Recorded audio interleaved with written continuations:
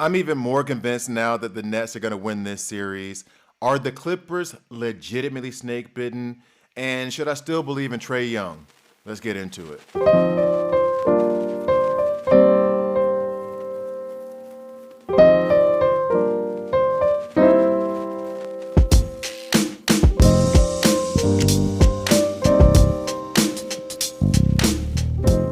Hi guys, I'm Gravy here, and this is I'm Just Saying. The NBA playoffs are underway, and it's already incredible. I've loved all the games that I've watched so far, and I'm just going to go ahead and hop right into it. First segment, Fight Me. So, Nets versus Celtics. First of all, more of that, please. I will take an order, 6 more orders of that, please. Now, first things first.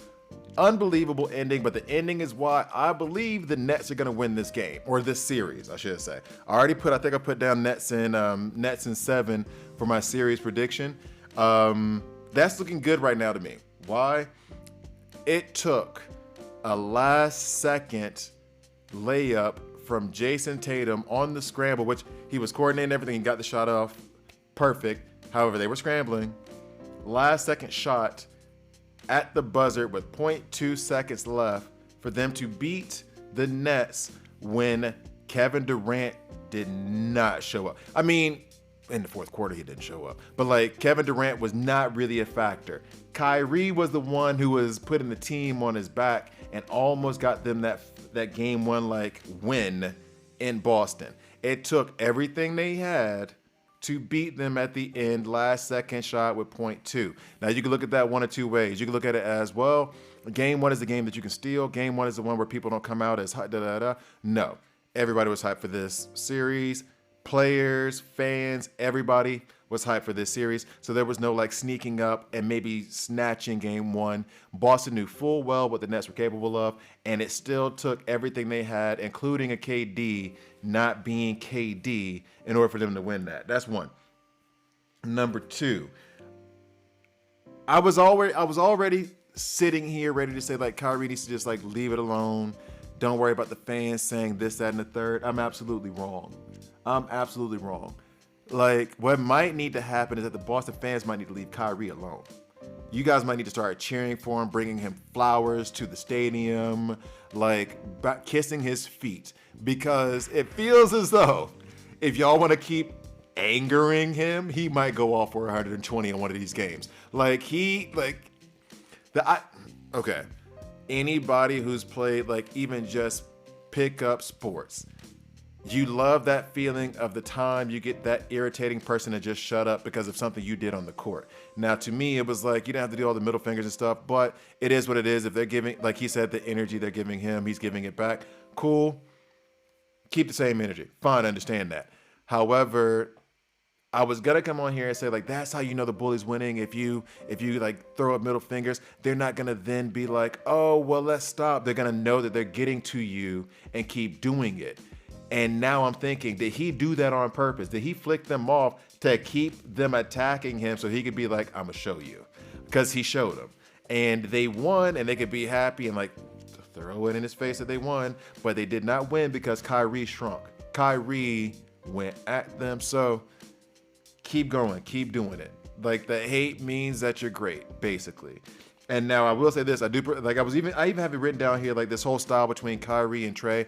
Trae in New York last year in that series where he sent the Knicks home, the way that I prefer that kind of style where you play to the crowd. Trae Young even said this is entertainment, this is fun. So he's playing to the crowd. He's embracing the role of the villain and even bowing and stuff. No real lewd comments. Now I understand that certain people say certain things and then you react, whatever. However, I like that style where Trae Young is just I'm gonna just keep giving you guys these buckets and smiling. Kyrie has this I'm gonna flick you off, I'm gonna give you these buckets, and my face is gonna be stone cold, and I'm not even gonna look like I'm sweating. This is no work for me. This is light work. So I do like the way Trae Young did it, but I think even Trae Young said this. I can't remember who said it. It might have been Trae Young, but they wouldn't be mad if you weren't great. Plenty of players have left. They always talk about, oh, well, he made this promise and he did this commercial. How many teams have made promises to players that didn't follow through on them? How many other players in the history of any sport has made a promise and then 2 weeks later they dip out? Who cares? Like, it's sports. Have fun. He did not, it was not a wedding vow. He did not, pledge in front of God and his family and his friends with his hand on the Bible and the ring on your finger that he was going to be there for you always. He said some stuff in a press conference that everybody says when they're trying to hype up a fan base. If you believe that genuinely and wholeheartedly, self-examination. Anyway, moving on to the next topic. Hawks. This will be kind of brief. I had the Hawks actually winning this series, and I mean, of course they still could, but not really. Like, the way that the Heat stomped out the Hawks was nuts. Like, it's like somebody said something bad about their mama. They went at them. And then watching the game itself, I was like making notes because it seemed like Trae Young was bothered by the defense. But part of what I noticed was that, and you guys correct me if I'm wrong and I'm not analyzing this correctly, everybody on the offense was just standing still, and the Heat were very good at respecting like the passing lanes. So there was nowhere for him to go on top of where was he going to really pass it to. Everything was stagnant and not moving, and then anything they tried to do required so much work for them to get to it. Like, it was like that defense was absolutely suffocating, and the Hawks had no answer for it. They had no idea what to do with it. So, I mean, I said Hawks in 6. I mean, I'm not so sure about that anymore.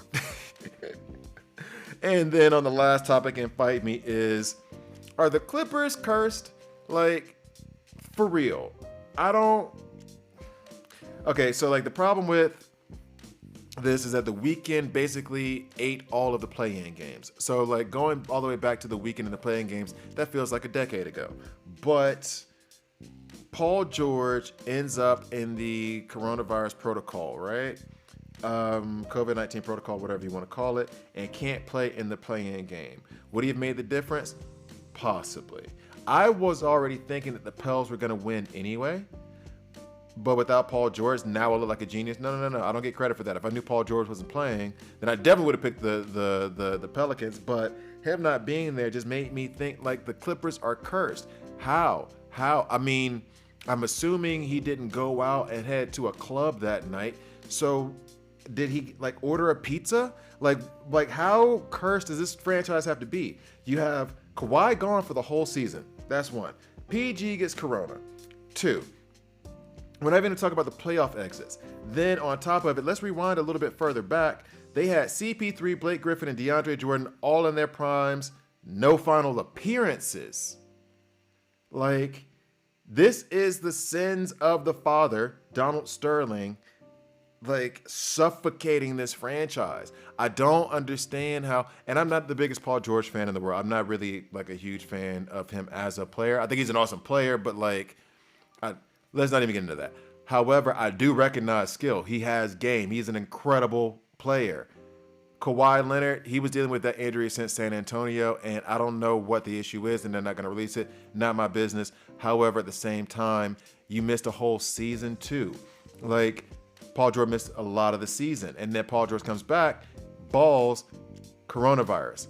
What the hell is actually going on in that franchise? And I mean, not even like it's blaming people in the franchise. Like, that can't be your fault. Like, what happened? So like, I'm convinced the Clippers are cursed. They're snake bitten. Like, honestly, if I was a free agent and it was like, hey, we got this contract for you to go to the Clippers, I'd be like, no, bro. I'm going to end up in a random accident and lose half my foot. No, I'm not doing it. Like, the Clippers are just cursed. So, that's Fight Me.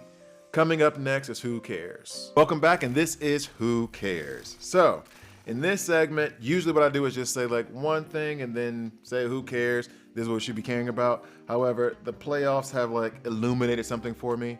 So we're going to do it a little bit different this time. And I say this time as if this is not like the first episode. Who cares about Steph Curry? Now, of course, Steph Curry is legendary. I absolutely love Steph Curry as a player. However, Jordan Poole was a beast. First half, 6 for 6, 17 points. Looked like he could not miss. Like I love watching him. I love his game. He's got so much bounce. Like he nails threes, but then he'll take it to the rack. And I think that's one aspect of the game that's underrated, and that's why people don't really pay attention on the defensive side, because he'll make all these back cuts and just end up at the rim, and not necessarily dunking at the rim, but he has like a quick takeoff, quick bounce. He's always moving, and I think they said on the broadcast like he's like a mini Steph Curry. No, he's a Jordan Poole. Like he is himself.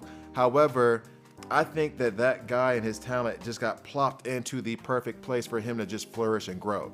So like Steph coming back from the injury, didn't do a whole lot in the game. I mean, he has some key shots or whatever, but Jordan Poole did the damn thing. And so like, yo, that's who I want to talk about.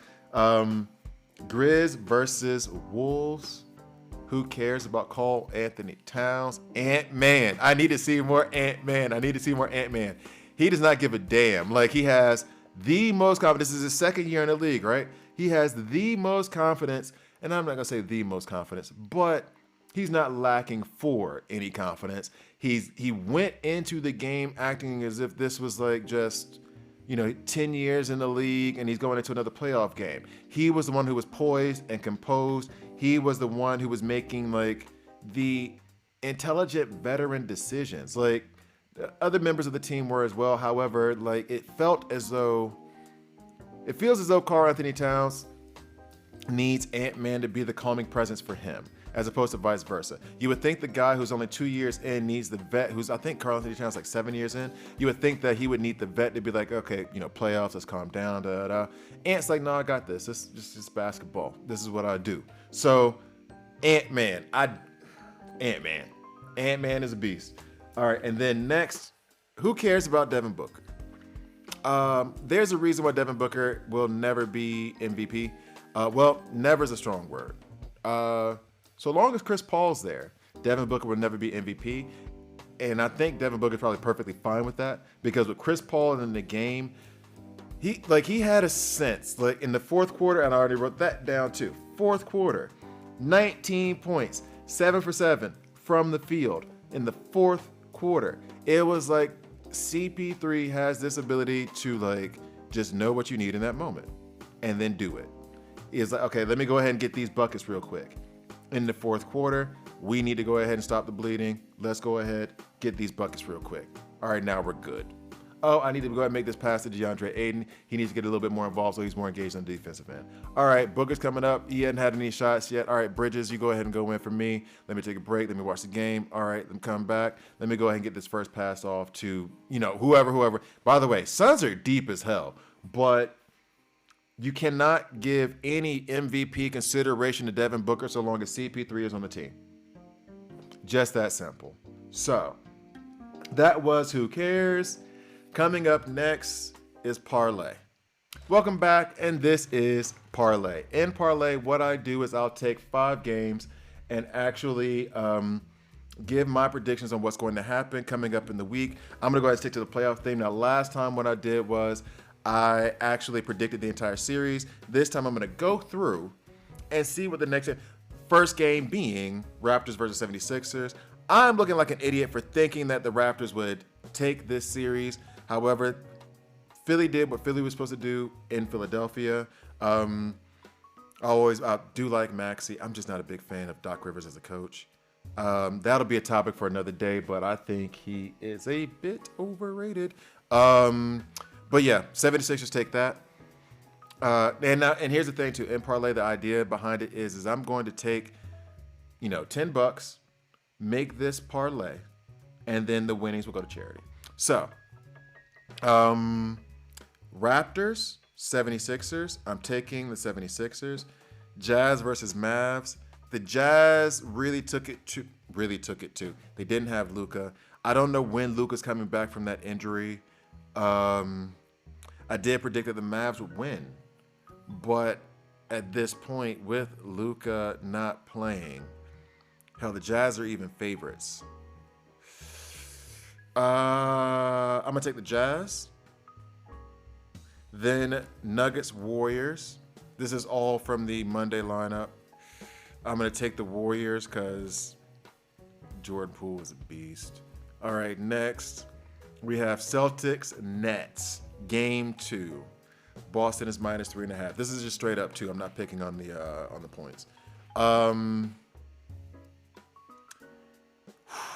gonna go with the Nets because it took the Celtics so much to defeat them. So we have now the Bucks and the Bulls. Let me make sure I get to the right game. Bucks and Bulls. Yeah, I'm gonna go with the Bucks. Like what? I'm not stupid. I'm going for the Bucks. And that. Oh no! Wait! I missed the game. Oh, I missed the game. I skipped over. I missed a whole slew of games. Now you have Heat versus Hawks.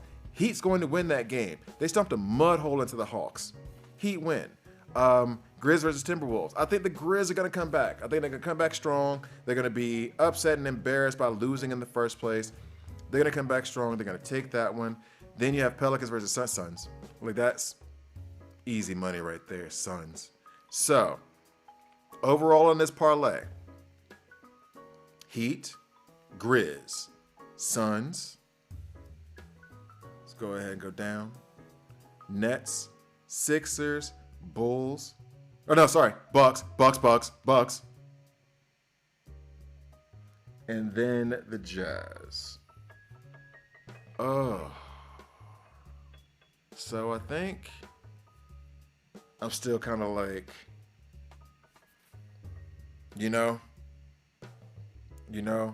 still uncertain.